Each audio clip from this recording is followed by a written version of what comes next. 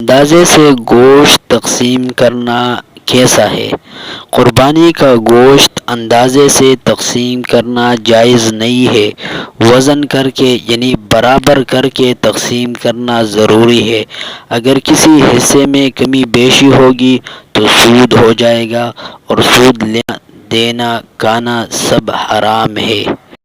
अंदाज़े से गोश्त तक़सीम करना ये उस मसले के मुताल्लिक़ है कि जब आप दूसरे लोगों के साथ क़ुरबानी में शरीक हो, इसके बाद मिसाल के तौर पर 7 बंदे वो एक क़ुरबानी में शरीक है, इसके बाद वो अंदाज़े से एक दूसरे को तक़सीम करते हैं तो ये जायज़ नहीं है।